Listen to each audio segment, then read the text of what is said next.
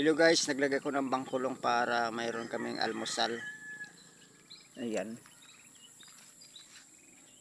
Ilang piraso lang guys. Ayan. Pero sa dalawa, tatlo, apat, lima, anim, pito, walo. Walo. Tapos sa isa. Ayan.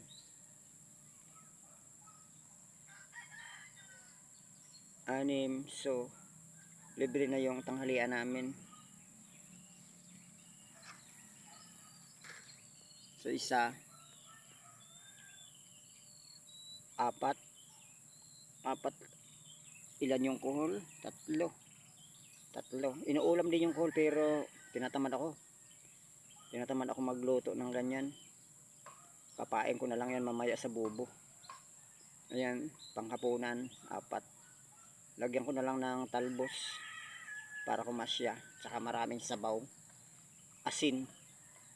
Yan, ulam na. Hindi naman kami magasto sa ulam kasi siyempre sabi nila pag maiksi ang kumot matuto kang mamaluktot, ganun yung kasabihan. Pero mahalaga nakaraos din kami sa maghapon namin trabaho, pagkain, sa gastos. Kulang kasi yung 150, mga 150 siguro kung dalawang tao kasama sahog sa pagkain lang.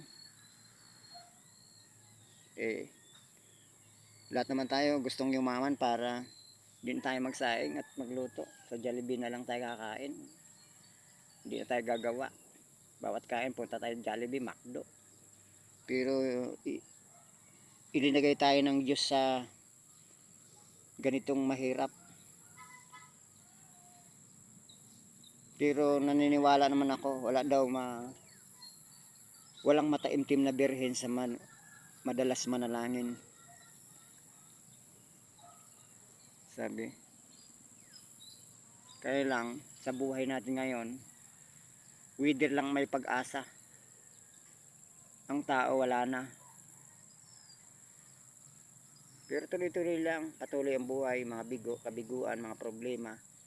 Lilipas din, lahat daw yan may solusyon. Yan.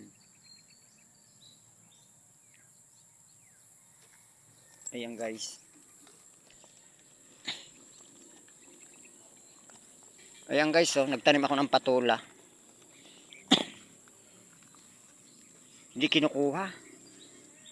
Ayan, may mga bunga yan guys. Hindi kinukuha. Kasi itong maiksi na to, mapait ito, mga ligaw tong patula. Sinadya ko talagang taniman kasi lahat ng tinatanim ko ninanakaw. May kangkong, may talbos, may opo, ayan. Kinukuha. Minamasdan lang akong wala. Ang diskarte ko, tinaniman ko ng mga patulang ligaw. Nagtanim ako. Kumuha. Ngayon nahuli ko yung magnanakaw. Inamin na.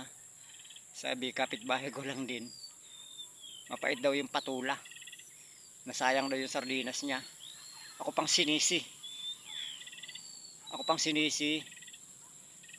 Kasi hindi raw nakain yung linuto niyang patula kasi mapait. Anong sagot ko? Ikaw pa lang kumukuha ng patula kung hindi pa mapait, hindi ka pa aamin. Kahit pagbintangan kita, kahit sabihin kita, hindi mo aaminin na ikaw ang kumuha. Ay ayan, gumawa ko ng diskarte, tinaman ko, iniwanan ko. Pero yung katabi na yan guys, ibang puno yan, mahaba yan. Yun ang hindi mapait. Kumuha ng humalo sila ng yung bilog na yan, yung maliit. Mataba. Mapait yan guys. Pero wala nang kumukuha. Ayan, nagugulangan na. Ayan, hindi mapait yung iba niyan. Yung mahaba na yung walang kumukuha. Kasi akala nila mapait lahat. Yan ang mga leksyon sa mga taong magnanakaw. Babantayan ka lang pag wala, tapos kukunin. Ayan. Ayan, mga upo. Pati upo. Ayan, pinutol. Medyo na yung pinutol. Tinikman din kung mapait. Kasi sabi ko hawa-hawa na yun, kaya hindi ako kumukuha, mapait lahat. O so mamaya abangan nyo yung susunod kong video mamayang hapon. Kasi lalaki yung ilog.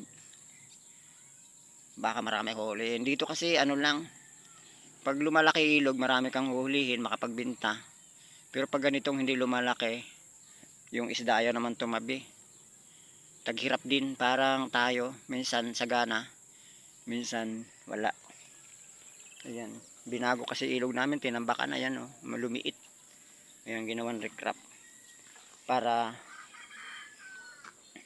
hindi na mag-bar down yung kalumpang, yung bayan na yan oh. Yan, kasi ano lang pa yan, tambak ng lupa. Tapos yung mga dito, yan mayroon din sa kabila kasi yan, ginastusan ng gobyerno para yung mga tao hindi nabaha. Salamat naman sa congressman na sino? Si Complito, Preto, yung congressman natin. Yun daw ang nagdugto ngayon sa recrap na to. Complito si Preto. Ay, congressman, salamat ng marami. Hindi na kami babahain kasi problema ng mga tao ngayon eh. Pag walang baha, walang grasya.